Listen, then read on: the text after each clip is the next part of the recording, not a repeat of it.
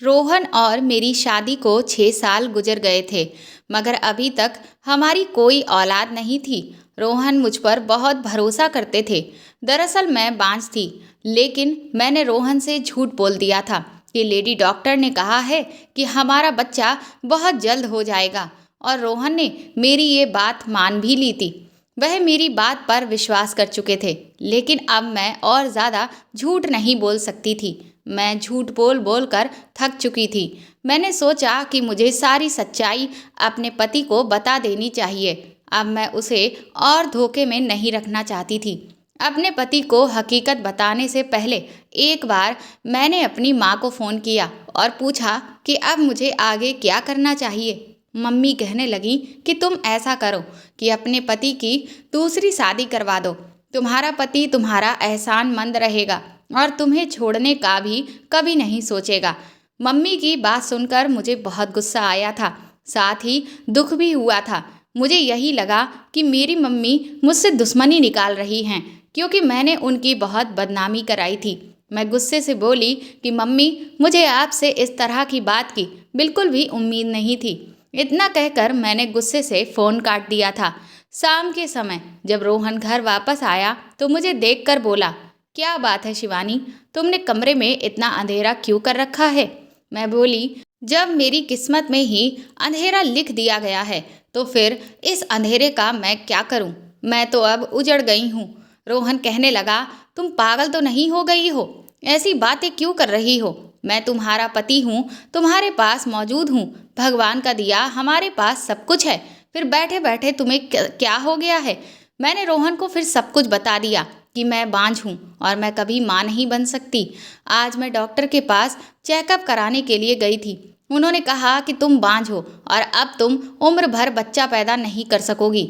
मेरी बात सुनकर पल भर के लिए रोहन के चेहरे पर उदासी उभर आई थी, लेकिन तुरंत ही उन्होंने मेरा हाथ पकड़ लिया और कहा कि कोई बात नहीं शिवानी, मेरे लिए तुम ही काफ़ी हो। मुझे तुम्हारे सिवा कुछ भी नहीं चाहिए।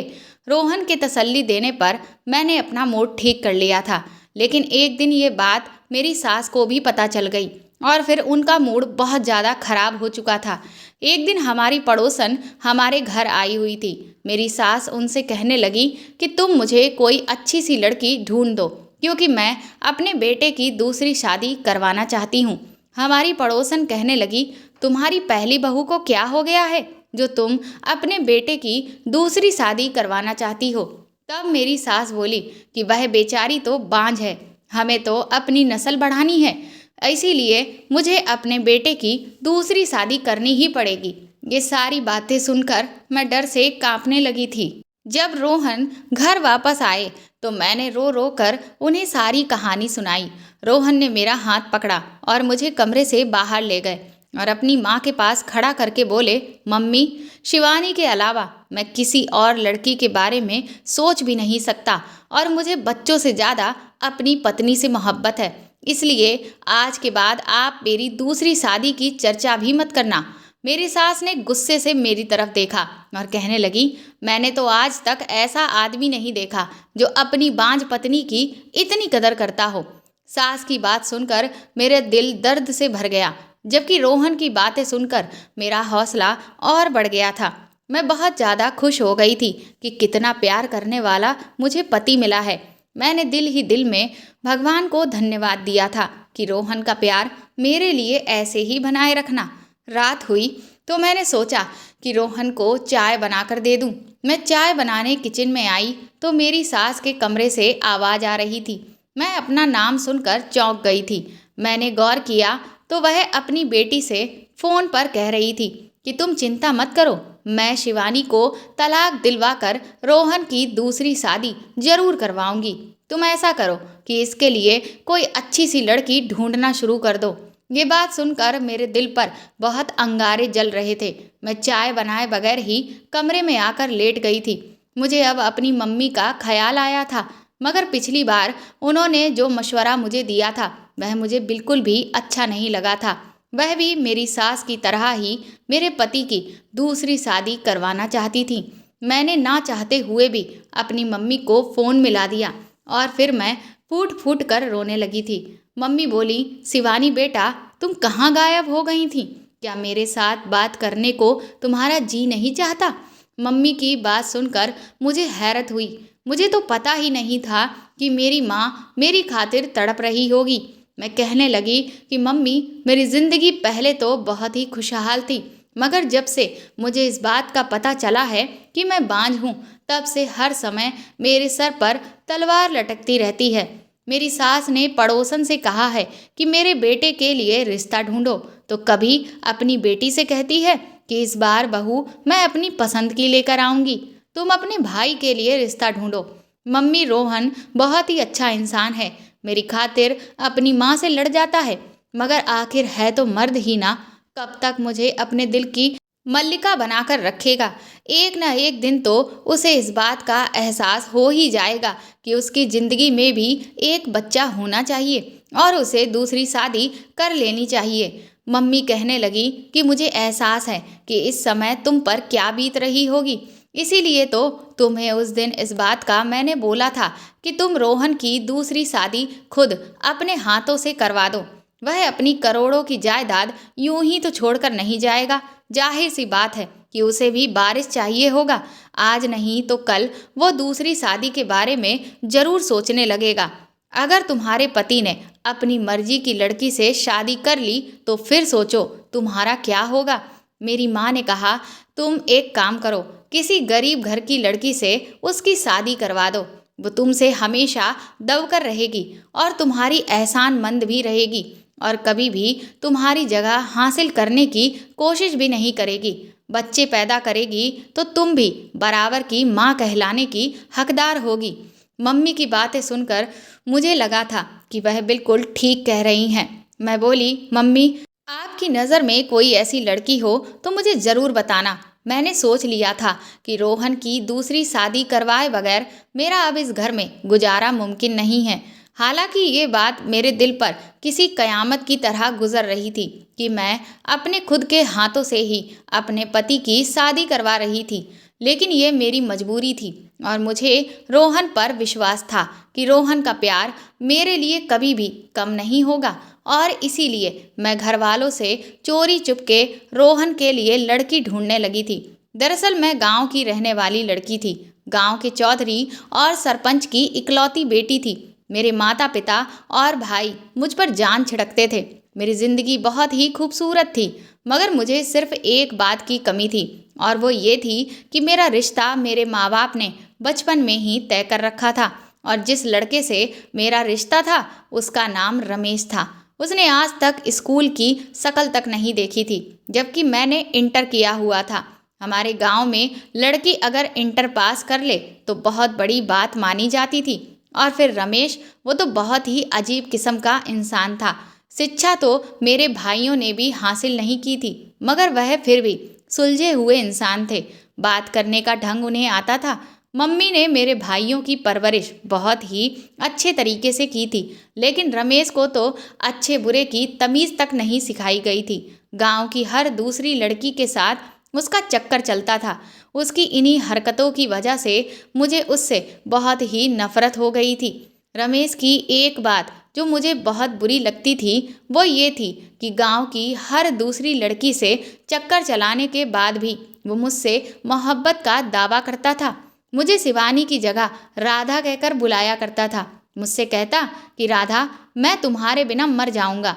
और मैं रमेश से कहती कि तुम्हारे लिए तो गांव की सारी लड़कियां हैं, तो तुम मेरे पीछे क्यों पड़े हो?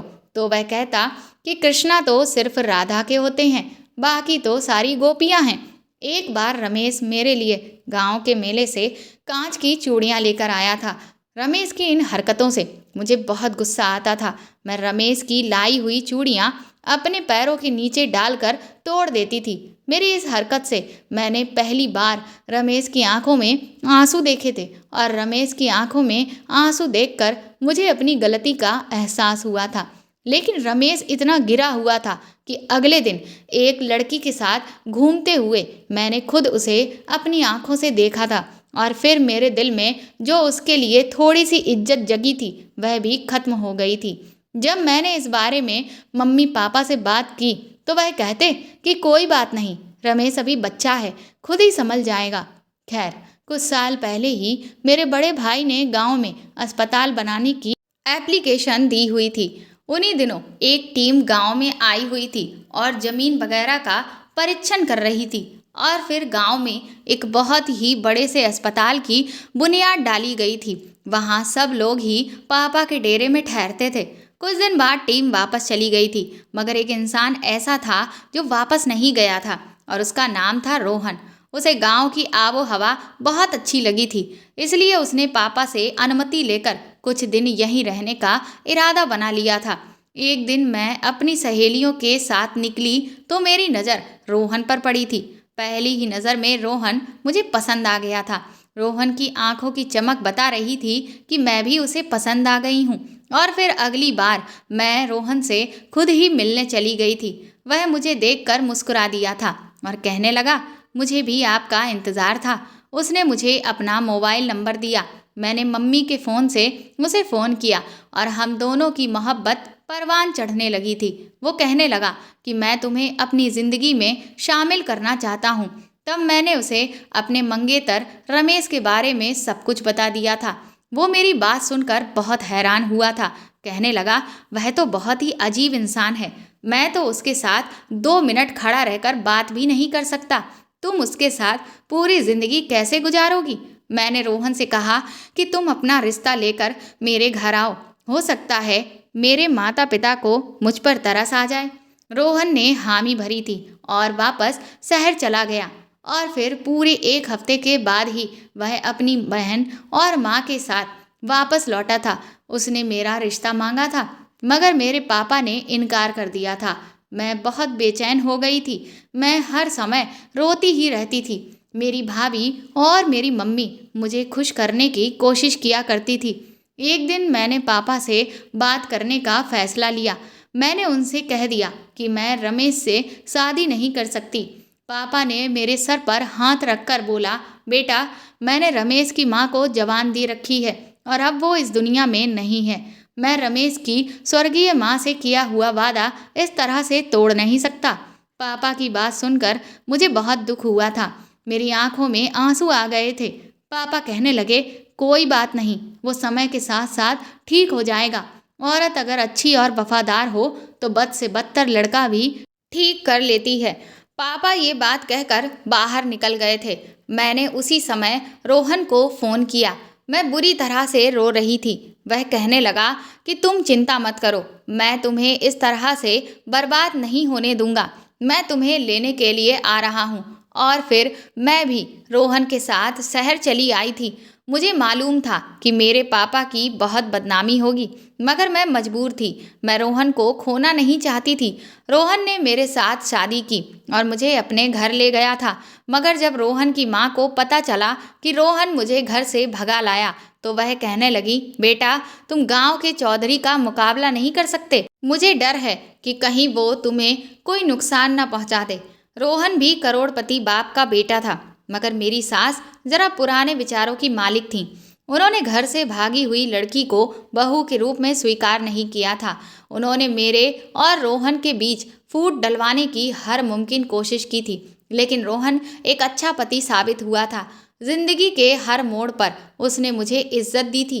ये भी भगवान की कृपा ही थी कि मेरे पापा और भाइयों ने मेरा पीछा नहीं किया था, नहीं तो मेरी जिंदगी नरक बन जाती जो अभी बनी हुई थी।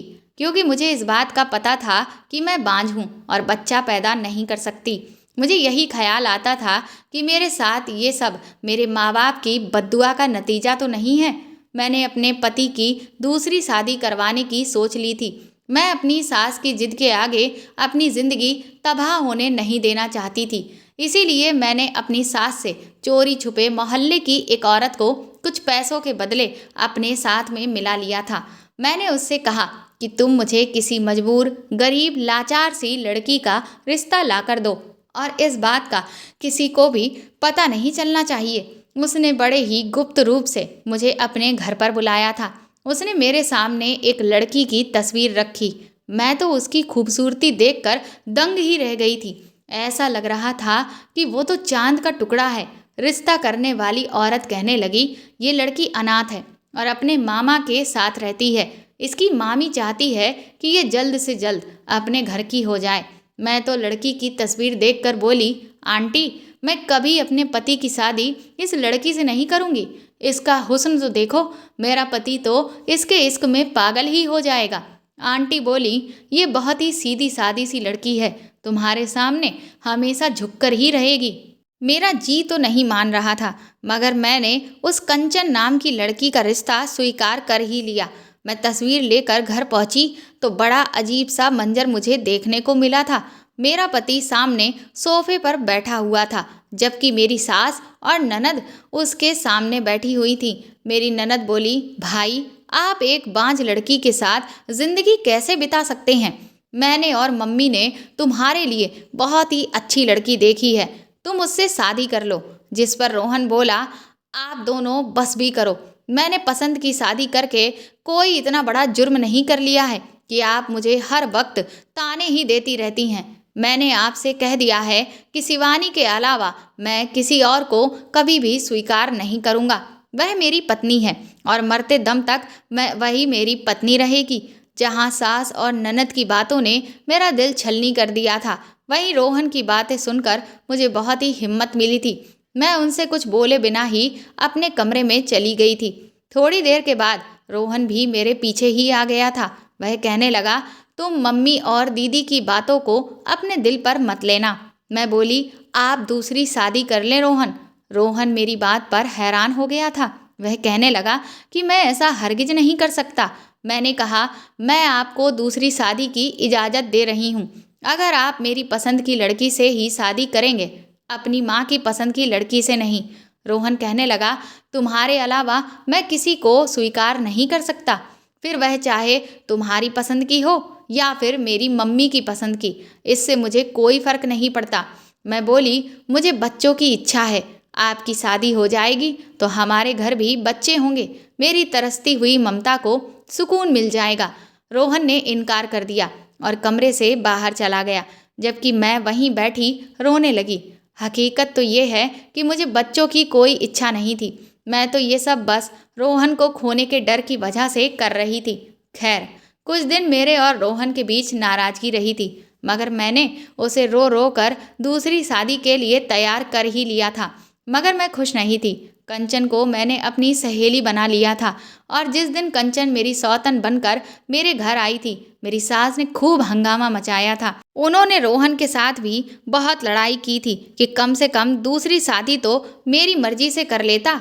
सास को यूं जलता हुआ देखकर वैसे तो मुझे सुकून मिल जाना चाहिए था, मगर मैंने वह पूरी रात अंगारों पर गुजारी थी। मैं पूरी रात रोती रही थी। ये ख्याल मेरी रूह को छलनी करने के लिए काफ़ी था कि जिस इंसान की आंखों में सिर्फ मेरे लिए मोहब्बत हुआ करती थी, आज वह किसी और को देखकर मुस्कुरा रहा होगा। जिस इंसान के दामन में अब तक मैं सोती आ रही थी, आज उसके दामन में कोई और सो रही होगी। मुझे किसी भी पल सुकून नहीं मिल रहा था। पूरी रात करवटें लेते लेते गुजरती रही थी। सुबह हुई तो मैं जल्दी से अपने कमरे से निकल आई थी, क्योंकि मैं रोहन से मुलाकात करना चाहती थी, मगर वह तो दिन के 12 बज जाने पर भी अपने कमरे से नहीं निकला था। मैंने अपनी सौतन कंचन से पूछा तो वह कहने लगी, रोहन तो सो रहे हैं। मैंने उसकी तरफ घूर कर देखा और बोली, तुमने उसे जगाया नहीं? तब कंचन रोने लगी थी और बोली, रोहन ने मुझसे कहा है कि उन्होंने ये शादी सिर्फ आपकी ज़िंदगी बचाने की वजह से की है और अब मैं किसी भी तरह से उन पर अपना हक ना जताऊं, नहीं तो वह मुझे तलाक देकर इस घर से निकाल देंगे। मैं आपसे माफ़ी मांगती हूँ कि मैं उन्हें जगाने की हिम्मत नहीं कर सकती, और अगर उन्होंने मुझे अपने घर से निकाल दिया तो फिर मैं कहाँ जाऊँगी? मैं फिर से अपनी मामी के घर जाने का सोच भी नहीं सकती। मेरी मामी मुझ पर बहुत जुल्म करती है। रिश्ते करने वाली आंटी ने सच में बहुत ही मजबूर सी लड़की मुझे ढूंढ कर दी थी। खैर, मैंने सोचा कि रोहन मुझसे नाराज़ होंगे, खुद ही जब मूड ठीक हो जाएगा तो कमरे से बाहर निकल आएंगे, मगर मेरी ये गलत फहमी थी। रोहन की शादी के बाद तीसरा दिन था, मगर वो अभी तक कमरे से बाहर नहीं निकला था। मुझे अजीब से ख्याल सताने लगे थे। इसीलिए जब एक दिन कंचन किचन में बिजी थी तो मैं उसके कमरे में चली गई थी। रोहन अपने मोबाइल पर उस वक्त बहुत बिजी था। मेरे कदमों की आवाज़ सुनकर वो बोला, आ गई मेरी प्यारी कंचन। उसके ये शब्द थे या हथौड़े जो मेरे सर पर आकर ही लगे थे। मैं वापस उन्हीं कदमों से लौट आई थी। क्या सिर्फ 3 ही दिनों में कंचन ने रोहन को अपना बना लिया था? मेरी आंखों से आंसू बहने लगे थे। मेरा दिल बहुत ही तड़प रहा था। मैं अपनी सास के कमरे की तरफ बढ़ी थी। तब मुझे पता चला कि मेरी तो ननद भी आई हुई थी। मेरी सास अपनी बेटी से कह रही थी, देखा तुम्हारी माँ कितनी सयानी है। मैंने एक ही चाल चली जिससे सांप भी मर गया और लाठी भी नहीं टूटी। शिवानी बेचारी को तो ये भी नहीं मालूम कि उसने अपने पति की शादी जिस लड़की से कराई है वह मेरी पसंद की लड़की थी।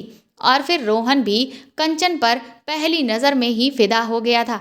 ये सब तो उस लालची औरत की वजह से हुआ है जिसने शिवानी को बेवकूफ़ बनाया था। ये सब सुनकर मेरा दिल फटने लगा था। मेरी सास आगे बोली, मैं शिवानी को खाने में बच्चा ना होने वाली इतनी गोलियां मिलाकर देती थी कि अब बस सच में वो बांझ ही बन चुकी है। ये सब शब्द थे कि पत्थर जो मेरे शरीर पर बरस रहे थे।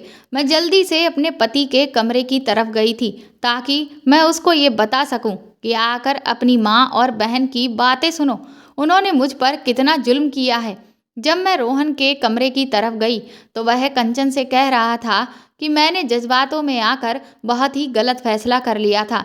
जब मैं शिवानी को भगाकर लाया था तो शादी के कुछ ही समय बाद मुझे अपनी गलती का एहसास होने लगा था, मगर तब तक बहुत देर हो चुकी थी। शिवानी के भाइयों को ये बात पता चल चुकी थी कि वह मेरे साथ आई हुई है और इसीलिए वह मुझे फ़ोन करके धमकाते रहते थे कि हमारी बहन घर से गई जरूर है मगर अब भी वो अकेली नहीं है। अगर तुमने हमारी बहन का ख्याल नहीं रखा तो तुम्हारा अंजाम बहुत बुरा होगा। मैं वहाँ रहकर आया था, मुझे पता है कि वो लोग कितने खतरनाक हैं, इसलिए मैं शिवानी को छोड़ने का सोच भी नहीं सकता था। अब मम्मी ने मोहल्ले की एक औरत के साथ मिलकर मेरी पत्नी को पागल बनाया और उसी के हाथों मेरी शादी तुम्हारे साथ करवा दी है। और मेरी जान कंचन, तुम भी मुझे पहली ही नज़र में भा गई हो। जिंदगी भर अब तुम मेरे साथ ही रहोगी। हाय, मैं ये क्या सुन रही थी? ये वही रोहन था जिसकी वजह से मैंने खुद को दांव पर लगा दिया था। मैं दबे कदमों रोहन के कमरे में चली गई थी। वह मुझे अपने सामने देखकर हैरान हो गया था। उसे शायद उम्मीद नहीं थी कि मैं उसका राज इतनी जल्दी जान लूँगी। मैं बोली, रोहन, अगर छोड़ना ही था तो यूं ही छोड़ देते। मुझे बांझ बनाना ज़रूरी था क्या? किसी इंसान से भगवान की दी हुई सौगात छीन लेना उसका खून कर देने के बराबर ही होता है। तुम सब ने मिलकर मुझे भी बेमौत मार दिया। इतना कहकर मैं उसके कमरे से निकल आई थी। वह मेरे पीछे आया था। कमरे का दरवाज़ा खटखटाता रहा मगर मैंने दरवाज़ा नहीं खोला।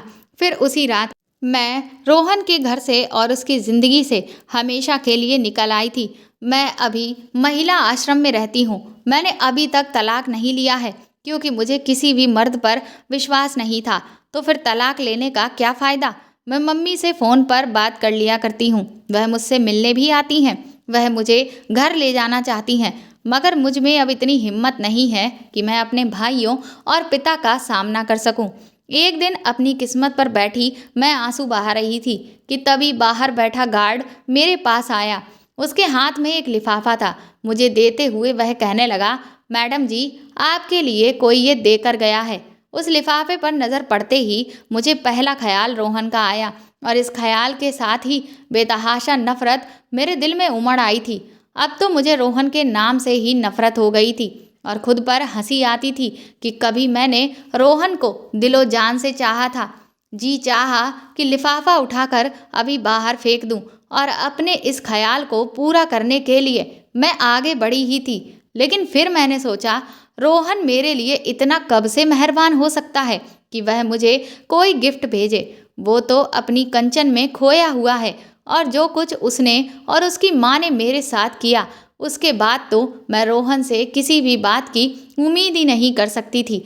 और अंदर कमरे में बैठकर जब मैंने लिफाफा खोला तो मेरी सांस ऊपर की ऊपर और नीचे की नीचे रह गई थी क्योंकि उस लिफाफे में वही रंग बिरंगी कांच की चूड़ियाँ थीं जो कभी मुझे रमेश ने दी थीं। उन चूड़ियों को देखते ही रमेश का चेहरा मेरी आंखों के सामने घूम गया था हो ना हो ये चूड़ियाँ मुझे रमेश ने ही भेजी थी। मैं फौरन दरवाजे की तरफ भागी थी और गार्ड से पूछा, ये चूड़ियाँ तुम्हें किसने दी? तो उसने बताया कि जिस आदमी ने चूड़ियाँ दी थी वह तो कब का जा चुका है, लेकिन साथ ही इस आदमी ने यह भी कहा था कि अगर शिवानी मैडम इन चूड़ियों को तोड़ दें तो तुम इन कांच की चूड़ियों के टुकड़ों को संभाल कर रख लेना और मुझे दे देना। ये टूटी हुई कांच की चूड़ियों के टुकड़े मेरी पूरी जिंदगी की पूंजी है। रमेश अचानक ही मेरे लब फड़फड़ाए थे और मेरी आंखों से बेतहासा आंसू बह रहे थे। लोफर और लापरवाह रमेश का चेहरा मेरी आंखों के सामने घूमने लगा था। क्या रमेश को मैं अभी भी याद थी? क्या रमेश अभी भी मुझसे मोहब्बत करता है? लेकिन मैं किसी पर विश्वास नहीं कर सकती थी। वो कांच की चूड़ियों का लिफाफा मेरे हाथ में ही था। मैं वापस अपने कमरे में आ गई थी और अगले दिन जब मेरी माँ मुझसे मिलने आई तो मैंने रमेश के बारे में पूछा और रमेश के बारे में जो कहानी मुझे मेरी माँ ने सुनाई उसे सुनकर तो मेरा दिल तड़प उठा था। मेरी माँ ने बताया कि जिस दिन तुम रोहन के साथ घर से भाग गई थी उस दिन रमेश बहुत रोया था। उसकी चीखों से पूरा गांव अपना दिल थाम के रह गया था। वह चीख चीख कर बस राधा राधा पुकार रहा था। मुझे याद आया कि रमेश मुझे राधा ही तो पुकारता था। माँ ने बताया कि तुम्हारे जाने के बाद वो एकदम बदल गया था। उसने अपनी बाप की सारी जमीनों को बेचकर गांव में एक स्कूल खुलवाया था। उसे लगता था कि तुम उसे अनपढ़ होने की वजह से छोड़ गई हो। स्कूल में टीचर रखकर उसने गांव के बच्चों को फ्री में पढ़वाना शुरू किया था। साथ साथ शहर में अपना एक बिजनेस भी खड़ा किया था जो धीरे धीरे तरक्की करता गया। और अब भगवान की कृपा से रमेश के पास पैसे की कोई कमी नहीं है, लेकिन जितना ही उसके पास पैसा है उतना ही वो गरीबों को दान कर देता है। वो कहता है कि मैं इतने सारे पैसों को अपने पास रखकर क्या करूँगा जब मेरी राधा ही मेरे पास नहीं है। वह हंसता है न बोलता है, बस चुपचाप अपने आप में खोया रहता है। जब तुम्हारे पापा और मैं उसे देखते हैं तो हमें एहसास होता है कि उसके हालात की जिम्मेदार हमारी अपनी ही बेटी है। रमेश के बारे में ये सब सुनकर मेरी आंखों से आंसू बह रहे थे। जल्द से जल्द मैं रमेश से मिलना चाहती थी। पता नहीं क्यों मेरा दिल रमेश से मिलने के लिए मचल उठा था। मैंने मम्मी से कहा, मम्मी मैं रमेश से एक बार मिलना चाहती हूँ। मेरी बात सुनकर मेरी माँ की आंखों में चमक आ गई थी। वह कहने लगी कि शिवानी, अगर तुम चाहो तो रमेश के साथ अपनी नई जिंदगी की शुरुआत कर सकती हो। वह अब भी तुम्हारे इंतजार में है। लेकिन मैं अब कहाँ रमेश के साथ? मैं तो एक बांझ थी और एक शादीशुदा औरत थी। लेकिन मैं एक बार रमेश से मिलकर उससे माफ़ी मांगना चाहती थी जो मैं उसकी मोहब्बत को पहचान नहीं पाई और रोहन को हीरा समझकर पत्थर से अपना सर फोड़ बैठी थी। मैं मम्मी के साथ रमेश के घर पहुंच गई थी। उस समय रमेश अपने घर पर नहीं था। नौकर ने मुझे बाहर हॉल में ही बिठा दिया था। मम्मी और मुझे बैठे हुए काफ़ी देर हो गई थी, लेकिन रमेश अभी तक नहीं आया था। तब मैं नौकर से पूछकर रमेश के कमरे में चली गई थी। वो कमरा कहीं से भी रमेश का कमरा नहीं लग रहा था। ऐसा लग रहा था कि ये बहुत ही पढ़े लिखे इंसान का कमरा है। तभी मेरी नज़र एक ऐसी चीज़ पर पड़ी कि मैं वहीं पर अपना दिल थाम कर बैठ गई थी। सामने की दीवार पर शीशे लगे के फ्रेम में उन्हीं कांच की टूटी चूड़ियों के टुकड़ों से राधा लिखा हुआ था। इसका मतलब है कि रमेश मुझे उस समय भी इतनी ही मोहब्बत करता था और मैं उसकी मोहब्बत को पहचान नहीं पाई थी। रमेश ने जब मुझे पहली बार चूड़ियाँ गिफ्ट की थी और मैंने उन्हें पैरों से कुचल कर तोड़ दिया था, उसने तब चूड़ियों के टुकड़ों को संभाल कर रखा और आज तक उन्हें संभाल कर रखे हुए था। मुझे पता ही नहीं चला कि रमेश मेरे पीछे आकर कब खड़ा हो गया और आज उसने राधा कहकर जब मुझे पुकारा तो मैं अचानक ही पलटी थी। वह तो बिल्कुल पहचान में ही नहीं आ रहा था। वह लापरवाह सा रमेश कहीं खो गया था। मेरे सामने एक सज्जन व्यक्ति खड़ा था। उसे देखकर मैं कह नहीं सकती थी कि वह अनपढ़ है। मैं रोते हुए अचानक ही उसके गले लग गई। मैंने सारी मेरी मर्यादाएं तोड़ दी थी। मैं ये भूल गई थी कि मैं शादीशुदा हूँ और रमेश से मेरा कोई संबंध नहीं था। रमेश बहुत देर तक यूं ही खड़ा रहा और मैं रमेश के सीने से लगी रोती रही। मेरे मुंह से बस यही शब्द निकल रहे थे कि रमेश मुझे माफ़ कर दो, मैंने तुम्हारा दिल दुखाया था। शायद इसीलिए भगवान ने मुझे इतनी बड़ी सज़ा दी है और बहुत देर बाद रमेश ने मेरे सिर पर हाथ रखा था। उसने कहा, राधा, मैं तुम्हें कभी भी कसूरवार ठहरा नहीं सकता। गलती तो मेरी ही थी जो मैं तुम्हारी उम्मीदों पर पूरी तरह से खरा नहीं उतरा था। मैं आंसू बहाती हुई रमेश के सीने से अलग हुई थी। थोड़ी देर के बाद रमेश बोला कि राधा, मेरे दिल के दरवाजे अभी भी तुम्हारे लिए खुले हुए हैं।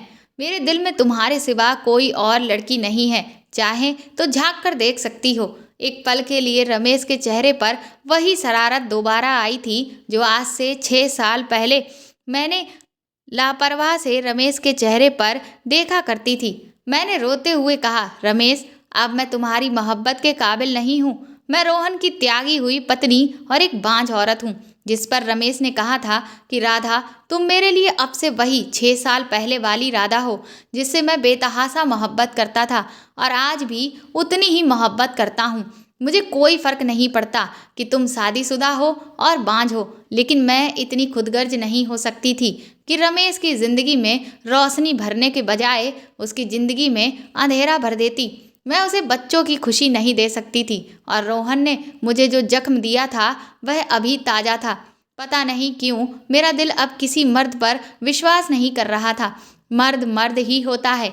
कहीं ऐसा ना हो कि रमेश को भी कल बच्चों की चाहत होने लगे और फिर वह मुझसे नज़रें चुरा ले।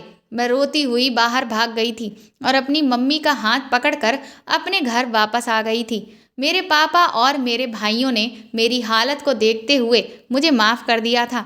अगले दिन फिर रमेश मेरे पास आया था। उसने उदासी भरे शब्दों में कहा था कि राधा, मुझे नहीं पता कि मेरी मोहब्बत इतनी खोखली है कि भगवान ने मुझे दूसरी बार मौका दिया और तब भी तुमने मेरी मोहब्बत को ठुकरा दिया। अगर आज तुमने मेरी मोहब्बत को नहीं अपनाया तो मैं हमेशा हमेशा के लिए तुम्हारी ज़िंदगी से चला जाऊंगा और कभी लौटकर तुम्हारे पास नहीं आऊँगा। मैं ये कांच की चूड़ियाँ तुम्हारे लिए लेकर आया हूँ। अगर तुम्हें मेरी मोहब्बत स्वीकार है तो इन्हें पहनकर बाहर आ जाना, नहीं तो मेरे पास ले आना। ये कहकर रमेश वो कांच की चूड़ियाँ मेरे बेड पर रखकर चला गया। मैं बहुत देर तक उन कांच की चूड़ियों को देखती रही थी। भगवान ने मुझे दूसरा मौका दिया था, एक सच्चे प्यार को पाने का मौका दिया था और अब मैं उस मौके को छोड़ना नहीं चाहती थी। मैंने वह कांच की चूड़ियाँ अपने हाथों में पहनी। जब मैं बाहर निकल कर आई तो रमेश मम्मी के साथ बातों में बिजी था।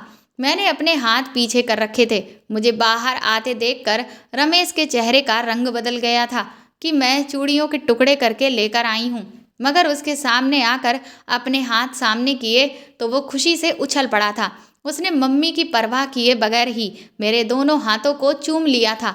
मम्मी ने खासकर अपनी मौजूदगी का एहसास दिलाया था तो उसने जल्दी से मेरे हाथ छोड़ दिए थे। मैं हंसती हुई अपने कमरे में भाग गई थी। मेरी तरफ से हाँ होते ही शादी की तैयारियां शुरू हो गई थीं। उधर मेरे भाई और पापा ने रोहन से तलाक लेने के लिए कोर्ट में पहले ही अर्जी दे रखी थी। एक हफ्ते में ही मेरा और रोहन का तलाक भी हो गया था और मेरी शादी रमेश से हो गई। मेरे माँ बाप ने मेरी शादी बहुत ही धूमधाम से की थी। ऐसा लग रहा था कि ये शादी मेरी पहली शादी है। शादी की खुशी क्या होती है वह मुझे अब महसूस हो रही थी। इससे पहले तो मैंने रोहन के साथ बस कोर्ट मैरिज की थी। सुहाग की सेज पर बैठी मैं रोहन का इंतज़ार कर रही थी तो मेरे दिल में कहीं से भी रोहन की परछाई नहीं थी। बस रमेश के नाम से ही मेरा दिल धड़क रहा था। और जब रमेश कमरे में आया तो मैं और भी सिमट कर बैठ गई थी। और जब रमेश ने मुझे दामन में समेटते हुए मेरे कान के पास आकर कहा था कि राधा सिर्फ कृष्ण की ही है, तो मैं शर्मा कर अपना सर रमेश के सीने में छुपा लिया था। रमेश ने भी कसकर मुझे अपनी बाहों में भर लिया था। रमेश के साथ ज़िंदगी इतनी हसीन हो जाएगी मैंने कभी सोचा भी नहीं था। रमेश की मोहब्बत के साथ 1 साल गुजर चुका था। मैं रमेश को अपनी और रोहन की सारी कहानी सुना चुकी थी। रमेश ने मेरा इलाज करवाना शुरू कर दिया था और डॉक्टर ने उम्मीद दिलाई थी कि इलाज के बाद मैं माँ बन सकती हूँ। और एक दिन मार्केट में शॉपिंग करते हुए मेरी मुलाकात रोहन से हुई थी, लेकिन रोहन के चेहरे पर जरा भी रौनक नहीं थी। मुझे देखते हुए मेरे पास आया और वह मुझसे हाथ जोड़कर माफ़ी मांगने लगा। कहने लगा, शिवानी, मैं और मेरी माँ ने तुम्हारे साथ जो कुछ भी किया उसकी सज़ा भगवान ने मुझे दे दी है। मेरी माँ पैरालाइज हो गई है और वह बिस्तर पर पड़ी रहती है। मेरी माँ को पोता खिलाने की बहुत जल्दी थी और जब शादी के 1 साल के बाद भी कंचन प्रेग्नेंट नहीं हुई तो मैं और कंचन ने अपने टेस्ट करवाए, जिसमें कंचन की रिपोर्ट तो नॉर्मल थी, लेकिन मेरी रिपोर्ट में आया कि मैं कभी बाप नहीं बन सकता। अब कंचन दिन रात मुझे बांझ होने के ताने देती है। शिवानी, मुझे तुम्हारी मोहब्बत बहुत याद आती है, लेकिन अब मैं कुछ भी नहीं कर सकता। तुम मेरी ज़िंदगी से जा चुकी हो, लेकिन बस एक काम कर सकता हूँ, तुमसे हाथ जोड़कर माफ़ी मांग सकता हूँ। अगर तुम मुझे माफ़ कर सकती हो तो प्लीज़ ज़रूर कर देना।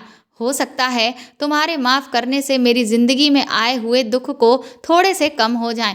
मैंने कसकर रमेश का हाथ पकड़ा और रमेश की तरफ देखते हुए रोहन से कहा था कि रोहन, मैंने तुम्हें माफ़ कर दिया है। जब भगवान ने तुम्हें तुम्हारे किए की सज़ा दे दी तो फिर भला मैं कौन होती हूँ तुम्हें सज़ा देने वाली। और इतना कहकर मैं आगे बढ़ गई थी। रोहन हैरानी भरी नज़रों से मुझे देखता रहा था और मैं रमेश का हाथ थामे आगे बढ़ती जा रही थी, जहाँ आगे ज़िंदगी मेरे लिए खुशियाँ ही खुशियाँ थीं। दोस्तों, कुछ लोग अक्सर अपने स्वार्थ के लिए दूसरों की ज़िंदगी बर्बाद करने में एक पल के लिए भी नहीं सोचते हैं, लेकिन ऐसे लोग भूल जाते हैं कि जो गड्ढा वह दूसरों के लिए खोदते हैं अक्सर उसमें वह खुद ही गिर जाते हैं। बुरे काम का नतीजा बुरा ही होता है, इसीलिए कभी किसी की ज़िंदगी बर्बाद ना करें। तो दोस्तों, आपको ये कहानी कैसी लगी हमें कमेंट करके ज़रूर बताएं और प्लीज़ इस कहानी को ज़्यादा से ज़्यादा शेयर और लाइक करके मेरे चैनल को सपोर्ट करें। साथ ही अगर आप चाहें तो मुझे सुपर थैंक्स भी खरीद कर दे सकते हैं। सुपर थैंक्स का ऑप्शन आपको इस वीडियो के नीचे दिए हुए सभी ऑप्शंस में दिख जाएगा, जो कि हार्ट शेप में बने हुए डॉलर के साइन के तौर पर है। और अगर आप मेरे चैनल पर नए हैं तो सब्सक्राइब करके बेल आइकन को ज़रूर दबा दीजिएगा, ताकि आगे भी मैं आपको ऐसी ही अच्छी कहानियाँ सुनाती रहूँ। Thank you.